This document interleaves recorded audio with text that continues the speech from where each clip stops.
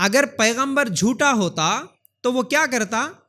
یا تو خود اپنی عبادت کی طرف لوگوں کو بلاتا، یا نہیں تو پھر اس کے کوئی بڑے ہیں، اس کے کوئی رشتہ دار ہے، اس کے کوئی ماننے والا کوئی دوسرا خدا ہے تو پھر ان لوگوں کی عبادت کی طرف بلاتا۔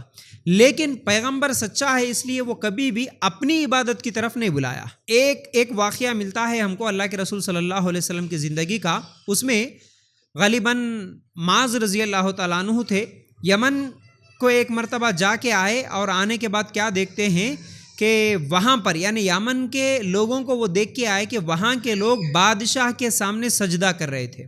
اللہ کے رسول صلی اللہ علیہ وسلم کے پاس جب وہ واپس آئے اور آ کر کہنے لگے، اے اللہ کے رسول، میرا بھی دل چاہتا ہے کہ میں آپ کے قدم چھوؤں، آپ کے آگے سجدہ کروں۔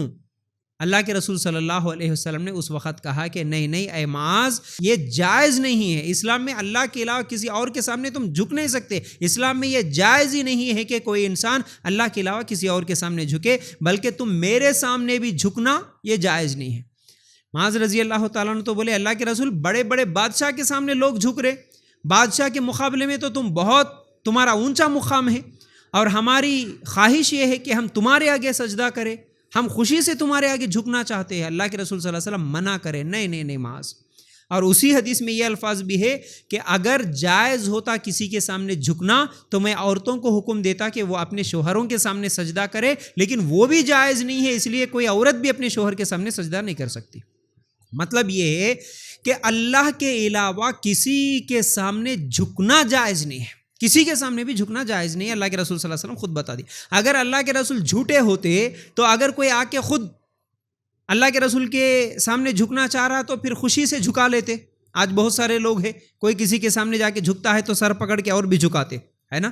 اگر کوئی شادی ہوتی ہے تو دولہن دولہا آ کے اگر تھوڑا تھوڑا جھکے تو بڑھیاں کیا کرتے، گردنا پہ ہاتھ ڈال کے اور جھکاتے، اچھا جھک بول کے پیٹ میں منڈیاں ڈالنے لگا لیتے، ہے نا۔ یہ جائز نہیں ہے، جھکنا اللہ کے علاوہ کسی کے سامنے جائز نہیں ہے۔ تو اگر پیغمبر جھوٹا ہوتا تو اپنی عبادت کرا لیتا، خوشی سے آ کے کر رہے تھے لوگ، اور کرو بول کے بولتے تھے، لیکن یہ بات دلیل ہے کہ اللہ کے رسول سچے ہیں، اسی لیے اپنی عبادت نہیں کروائے۔ تیسری دلیل اللہ کے رسول صلی اللہ علیہ وسلم کے اخلاق۔ تیسری دلیل اللہ کے رسول صلی اللہ علیہ وسلم کے اخلاق ایسی دلیل ہے کہ اللہ کے رسول جھوٹے نہیں ہیں، اللہ کے رسول سچے ہیں۔ کیسے؟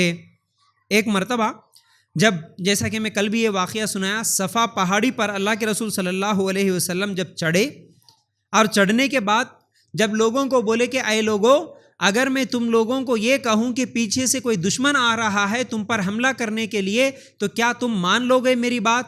تو سب لوگوں نے کیا کہا؟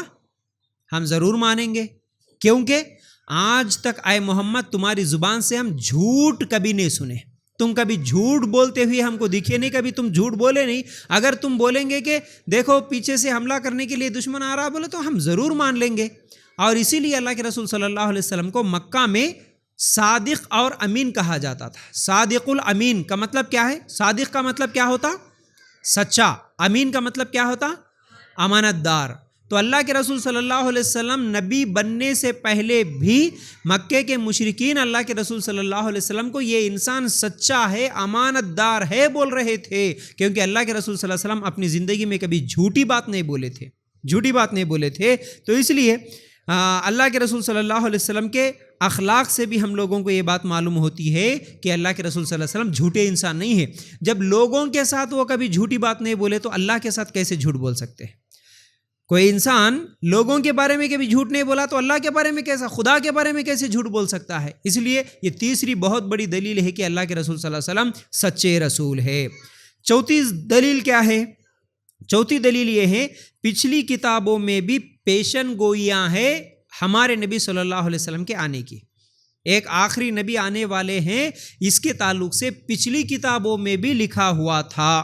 جیسا کہ اس کی دلیل اگر ہم دیکھیں گے سورہ اعراف آیت نمبر 157، الذین یتبعون الرسول النبی الامی الذی یجدونہ مکتوبا عندہم فی التوراۃ والانجیل، جو لوگ ایسے رسول نبی امی کا اتباع کرتے ہیں جن کو وہ لوگ اپنے پاس تورات اور انجیل میں لکھا ہوا پاتے ہیں۔